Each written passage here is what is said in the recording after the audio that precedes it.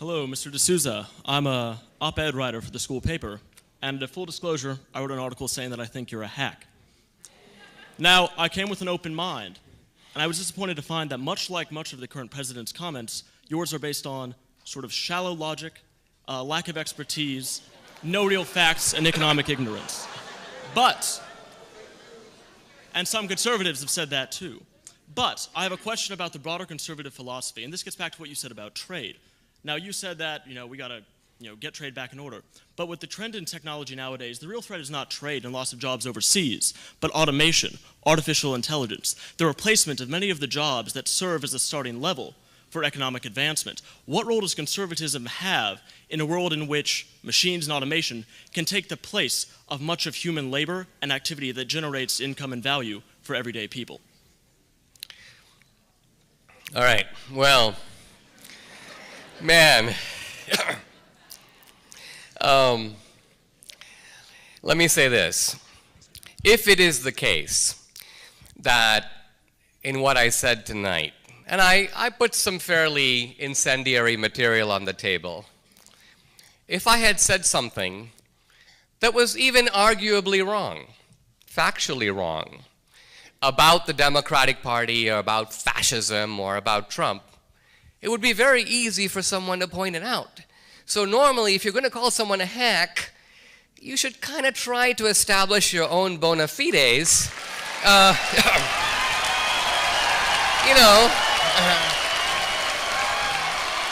It's okay.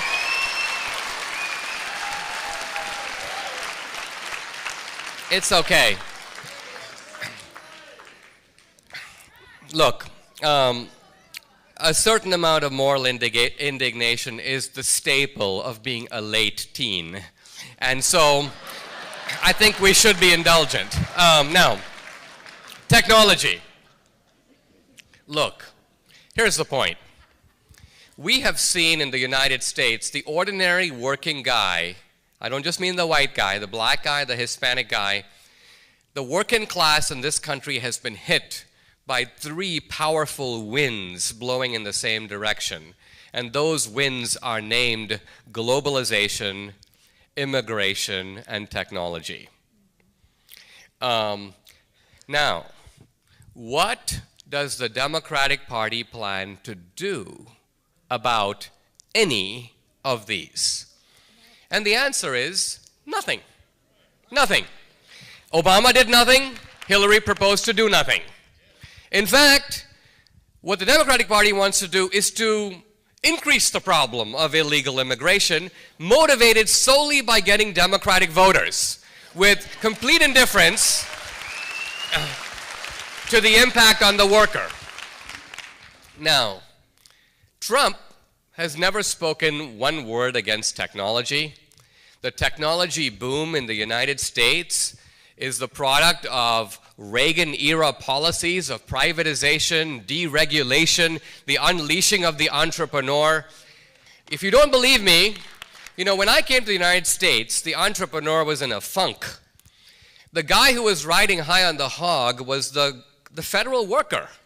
Why? Because a generation ago, a moronic John F. Kennedy said, if you're young, if you're idealistic, do what? Join the Peace Corps. Become a public servant. An oxymoron, if I ever heard one. And so the bureaucrat was made the embodiment of American idealism. Reagan challenged that. Reagan goes, it's not the bureaucrat just sits at his desk. Reagan told a story of a guy at the Bureau of Indian Affairs who was sobbing at his desk. And a man came up to him and said, what's up? He goes, my Indian died. And this was the Reaganite celebration of the entrepreneur.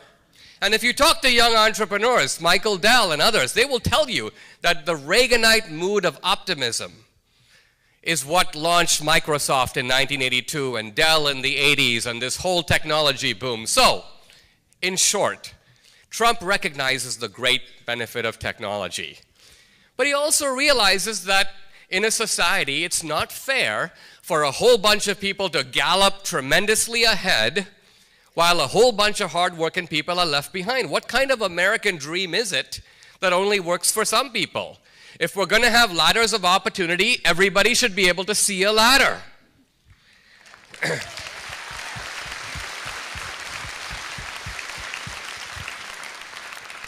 This is the new republicanism that Trump represents. Ordinary Republicans don't even think about working people. They don't even talk like this. They talk about things like trade instead of talking about things like workers and jobs and incomes and looking after your family.